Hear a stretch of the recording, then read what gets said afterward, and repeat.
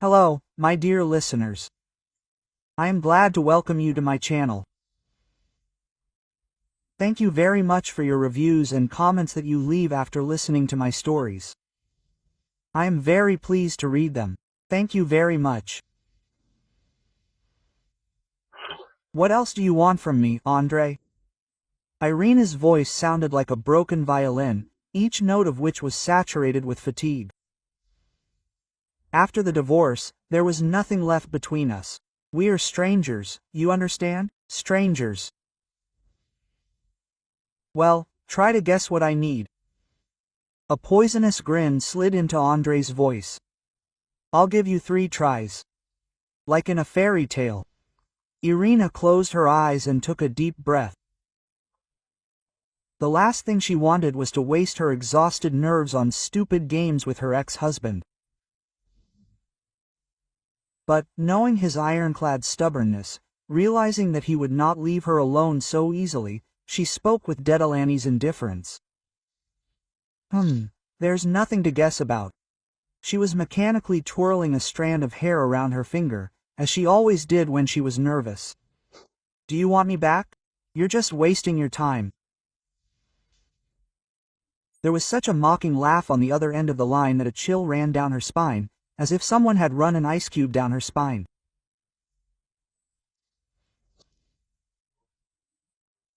Missed me, darling, you have 2 more tries. Then you're just sick. You need serious psychiatric help. Her voice wavered. Very serious. Oh, no insults, okay. Her voice took on a steely tone. It was already sickening. Okay.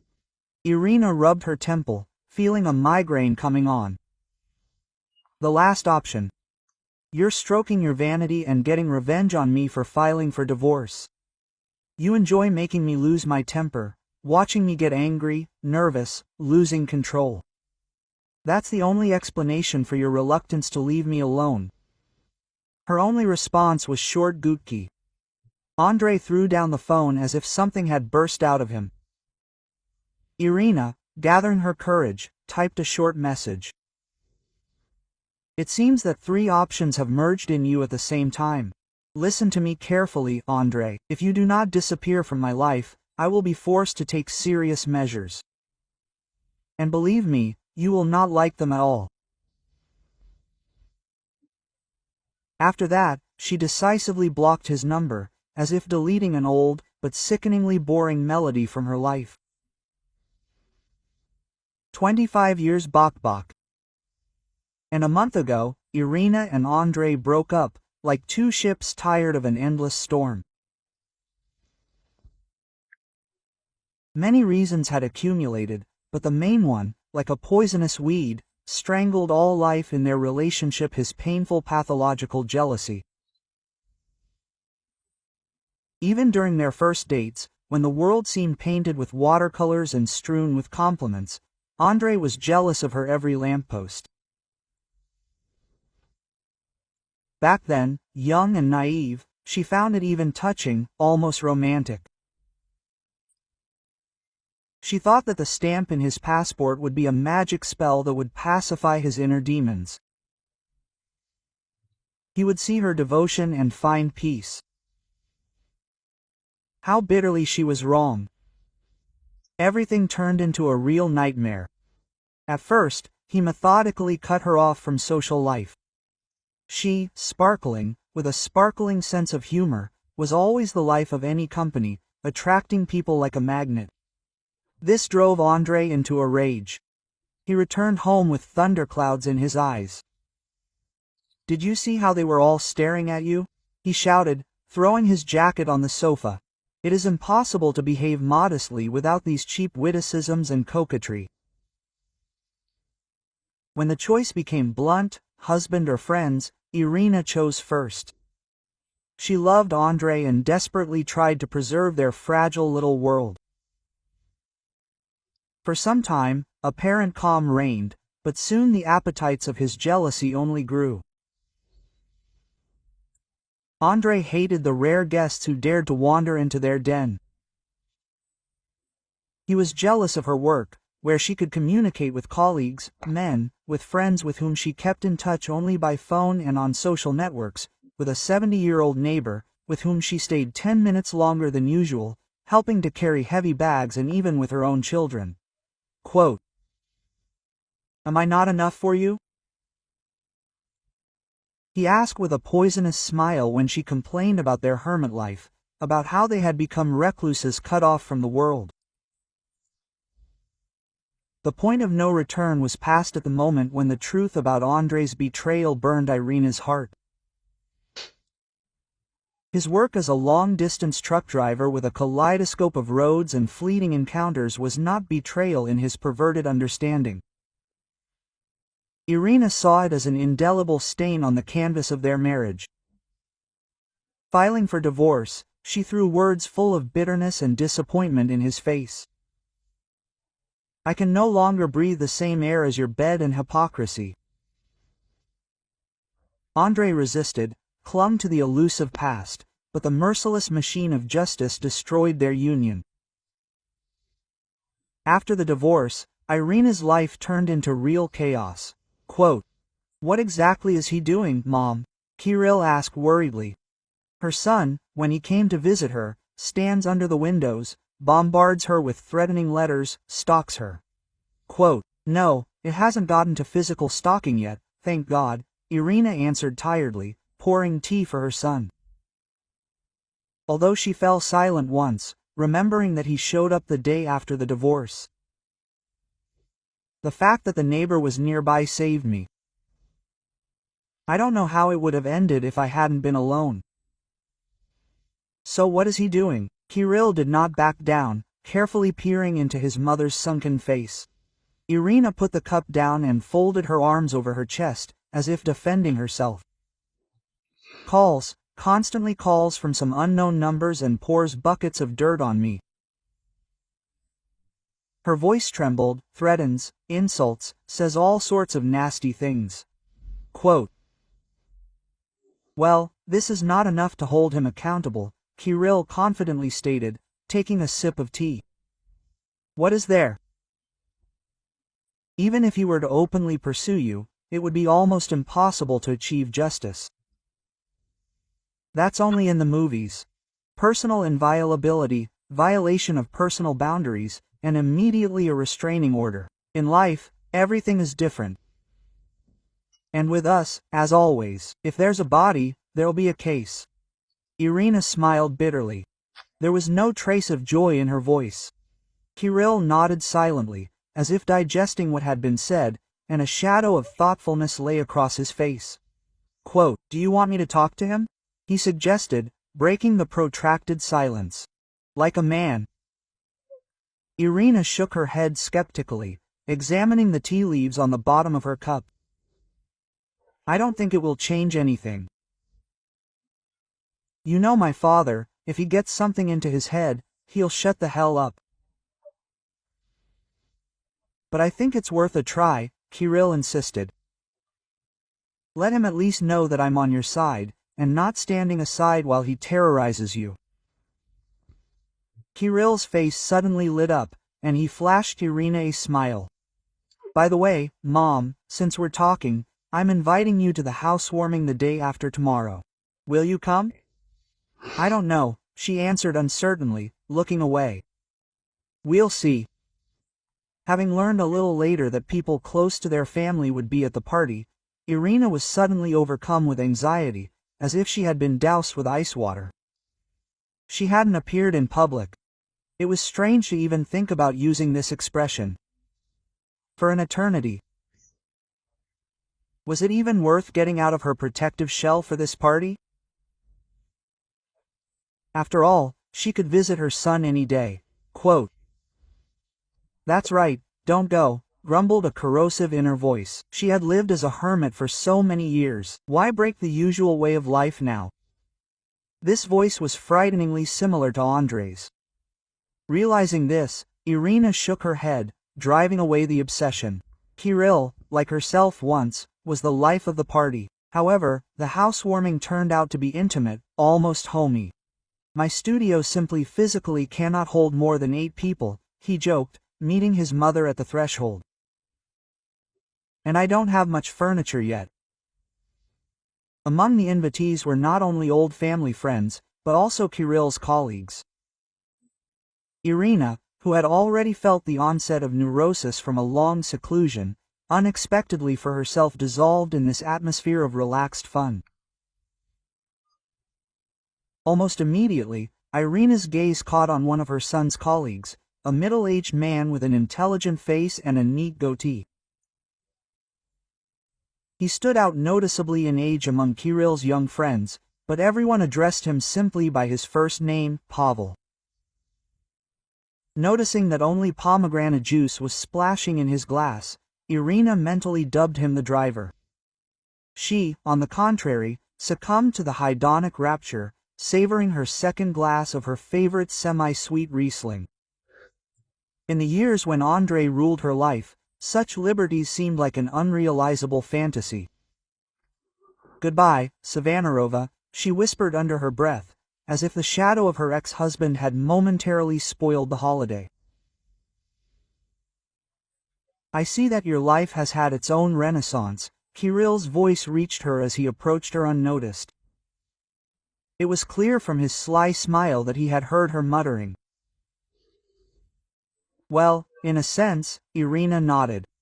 "Riesling is a divine son, a real nectar of the gods. I can't remember the last time I allowed myself such luxury. I'm happy for you." Kirill glanced at the half-empty glass and playfully shook his finger. Quote, "Just please, know your limits. I don't want to drag you home on my back." "I have perfect control over myself," Irina snorted, "and if something happens, Pavel will give me a lift." She playfully winked at the man sitting nearby. "Right, Pavel?" He nodded eagerly, and Kirill's expression suddenly changed and he pulled his mother toward the kitchen. Quote, "Mom, are you out of your mind?" he whispered excitedly when they were alone. "Pavel Arkadyevich is my boss." Irina looked at her son with silent reproach. "Why didn't you warn me right away?" She was indignant. "And why do you all address him by his first name if he is such a big shot?" "He himself insists on informal address outside the office," Kirill shrugged. "He says that this way the team becomes more united." Irina glanced guiltily at her son, returned to the living room and sheepishly apologized to Pavel. "Sorry, I didn't know that you were Kirill's boss."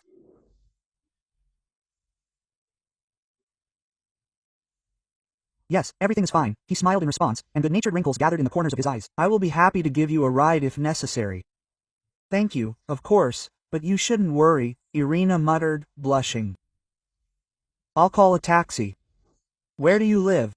Pavel asked, adjusting his thin-rimmed glasses.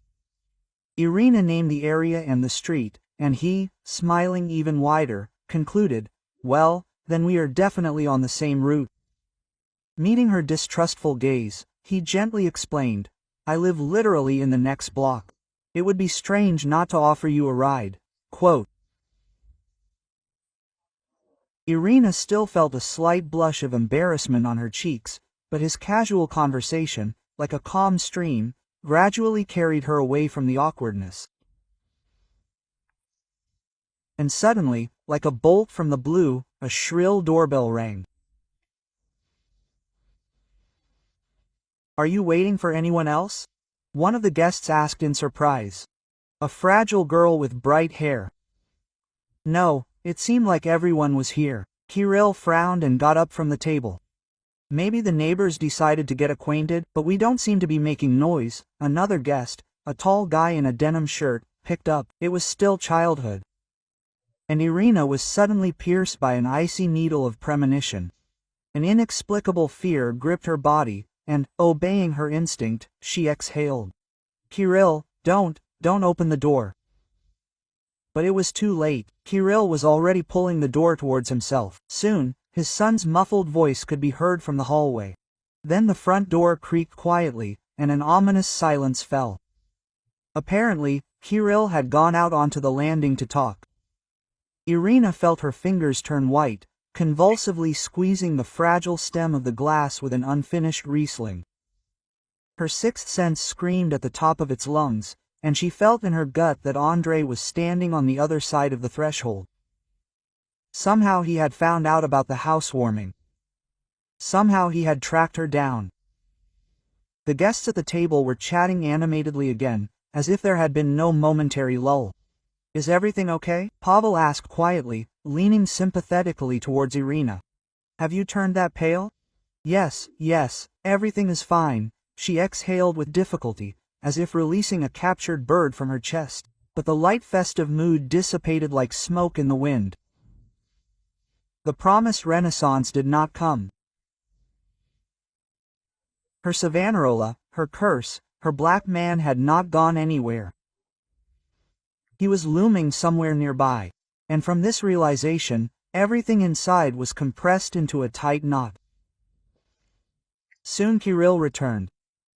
Silently, sitting down at the table, he tried to join in the general fun, but it looked forced. The shadow that slid across her son's face did not escape her mother's gaze. Irina realized that something had happened, something was bothering him. It was him, waiting for a moment when no one was paying attention, she whispered. Kirill nodded barely noticeably and clenched his fists under the table. "I advised him to leave you alone and stay away," he muttered through his teeth, and made it clear what kind of mother I can stand for real. It seemed to get through.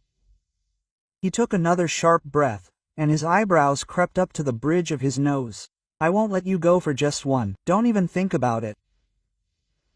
"Okay, I'll call a taxi," Irina hastily agreed, trying to speak casually, and gave a polite smile to Pavel, who was passing by. "Why a taxi?" He immediately picked up, coming closer. "It really would be a joy for me to take you home."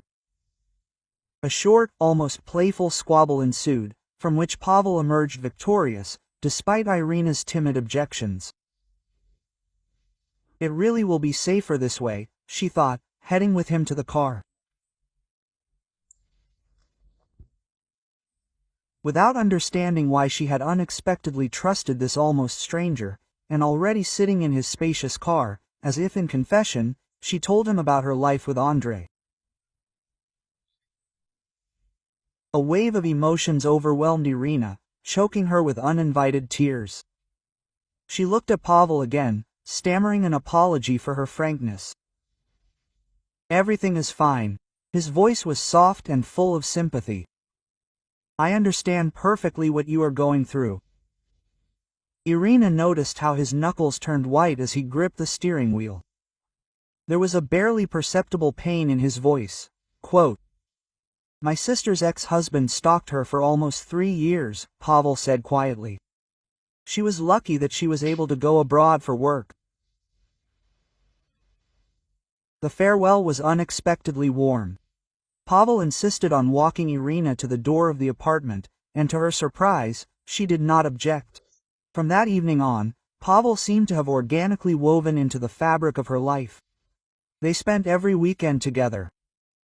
At first, they walked through parks and embankments, discussing books and films, then they began to attend exhibitions and concerts. These meetings were initially filled with light friendly warmth, but gradually turned into something more real and deep. Irina could no longer imagine her existence without Pavel, without his care, understanding and gentle support. 2 months flew by like one day. Andrei seemed to have dissolved into thin air. Either he left for another long-distance flight, or he really listened to his son's words, but the latter was hard to believe. A premonition, with an icy claw squeezing her heart, whispered that her ex-husband would not leave her alone. As the future showed, her fears were not in vain.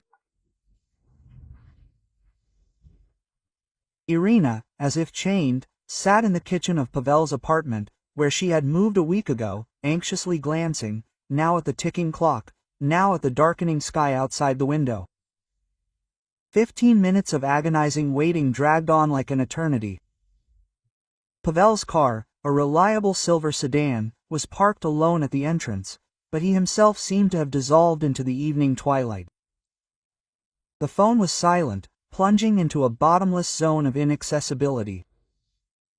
Panic squeezed Irina's heart with icy fingers when a sharp ring pierced the silence of the apartment. Looking through the peephole, she saw Pavel. His usually calm face was tense. A deep crease lay between his eyebrows. Entering the kitchen, he, unusually gloomy and withdrawn, plunged into a painful silence, as if carried an unbearable burden on his shoulders. Irina's anxiety flared up with renewed vigor, burning from the inside. Quote, "What happened?" she whispered, timidly touching his shoulder. Looking up in complete confusion, Pavel said, "I met your ex at the entrance, and we had a not very pleasant conversation." Silence again, oppressive, crushing. Irina sat down next to him, covering his hand with hers. Fragments of phrases flashed through her head, poisonous spits that Andrei had undoubtedly splashed out on Pavel. About her imaginary infidelity while he was plowing on the highway, about the forged apartment, about her son, who was against his own father. Did Pavel really believe this lie? Everything inside went cold from this thought. As if reading her thoughts, Pavel squeezed her hand tightly. Quote, "He is dangerous, Irina," he said firmly, getting up and looking at her with undisguised anxiety. "Get ready, let's move to my dacha until everything settles down. Judging by what I heard, he is capable of anything at any moment." Pavel kept silent about Andrei's specific words, but Irina felt a wave of gratitude and warmth wash over her. He believed her, and not the poisonous whispers of her ex-husband. The days dragged on, marked by the quiet flow of life outside the city in Pavel's cozy house. Irina's soul gradually thawed away from the bustle of the city and from the fear of an unexpected meeting with Andrei. However, the worm of anxiety still did not give her peace. Finally, she matured the determination to fulfill what had long weighed on her soul. With trembling hands, having filled out a statement on Andrei, she went to the nearest police station, where her fears, unfortunately, were confirmed. In her words, treated with icy indifference and skepticism, quote, "Do you understand, citizen?" the young lieutenant said monotonously, running his eyes over the lines of the statement. "There is no corpus delicti here. A threat over the phone, and the recordings of the conversations are evidence, witnesses." "No," she shrugged her shoulders. "Now, if he had hit you or, God forbid, injured you, then come and we will draw up a case."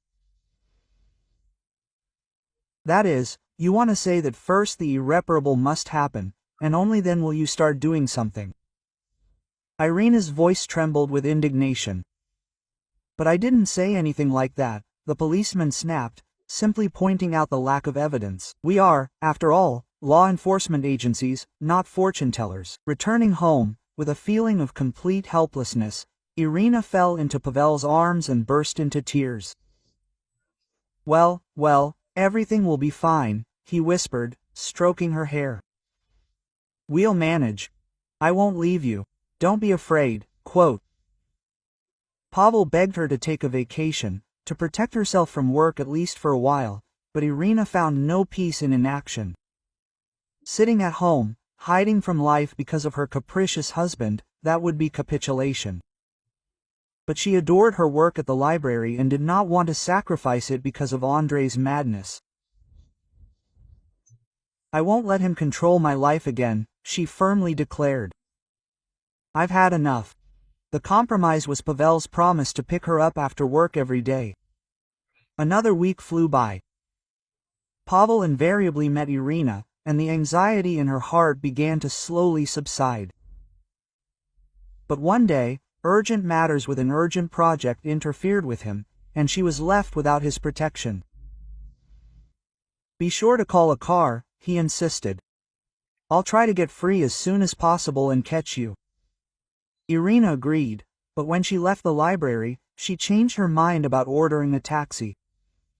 Andrei seemed to have dissolved into thin air in the last few days, and she, deciding not to spend money, got on the bus. A wonderful October evening, washed by the rain, embraced the city with the smells of wet leaves and asphalt. She, inhaling the tart aromas of autumn, slowly walked from the bus stop to Pavel's house. At first, the light steps behind her did not cause her alarm.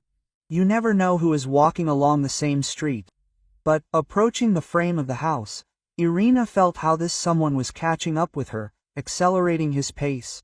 Her heart began to beat wildly in her chest, and adrenaline splashed into her blood, and suddenly a sharp, painful jolt pierced her back. Rigid hands pressed her against the cold wall, and a familiar voice full of hatred whispered right in her ear. "Got a bird." Andrei's voice was filled with malice. "You thought you could hide from me?" Sharply turning Irina towards him, he bared his teeth in a terrible parody of a smile. Bad, crazy lights danced in her eyes. "Well, hello, darling. I've been dreaming of our meeting for a long time, I miss you." He reeked of fumes and stale sweat. "Let me go immediately." Despite the approaching panic, Irina's voice sounded steely. "And if not, then what?" He leaned so close that she felt his hot breath on her cheek.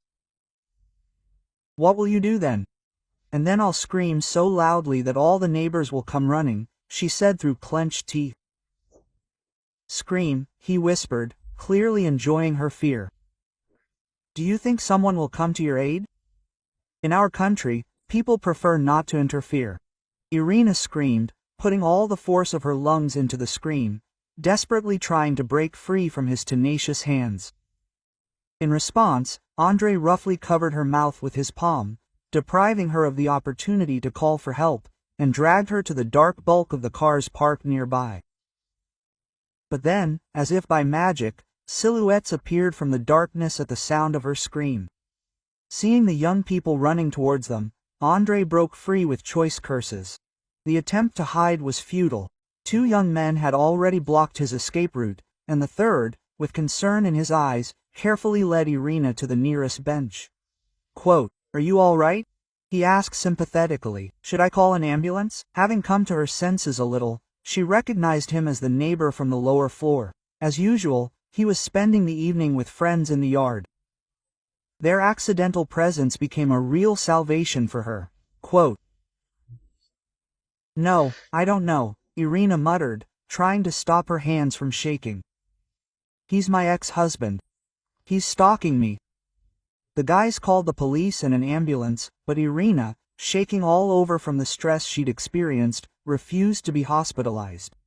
When the police finished with the report, they took away Andrei, who was frozen with fear, and she, like a shadow, accompanied by a kind neighbor, went up to Pavel's apartment. As soon as she crossed the threshold, she dialed his number and, after stuttering about what had happened, said that she was already home. He rushed in 15 minutes later, pale from worry. "I'll never forgive myself for leaving you alone," he repeated, hugging her. "Never blame yourself," Irina answered quietly, clinging to him. "You can't be around 24 hours a day." And then she tried to smile. Every cloud has a silver lining. Now, maybe at least the police will accept the statement, since there are witnesses and a report. Quote, "And so it happened. Justice, although not immediately, prevailed. The trial took place, and Andrei got what he deserved, having come under the press of several articles, including hooliganism, assault and the threat of murder. He looked so pathetic in court, Irina told Kirill after the hearing, as if he had swelled up like a punctured balloon. He kept insisting that he loved me and wanted to take me back. Such a strange love, the son chuckled with his fists and threats. This is not love, this is an obsession, Pavel shook his head. A painful desire to own another person as a thing. Soon Irina and Pavel had a quiet wedding in the circle of their closest people. The ceremony was modest, sincere, no ostentatious luxury, only real feelings and warm wishes. You know, Irina said when they were alone on their wedding night. I never thought that I would be able to trust a man again. After Andrei, it seemed to me that this part of my life was closed forever. Life is full of surprises, Pavel smiled, gently kissing her palm, sometimes good ones. Having sold their apartments, as if throwing off the old burden weighed down by painful memories, they decided to start a new life in another city. A small cozy house on the shore of the lake became their new refuge, a place where there was no place for the ghost of the past. You know what's most amazing? Asked Irina once, sitting with Pavel on the veranda and admiring the sunset. The fact that I can breathe deeply again, as if from a dark room came into the light. You deserve happiness, he simply answered, squeezing her hand. We all deserve it.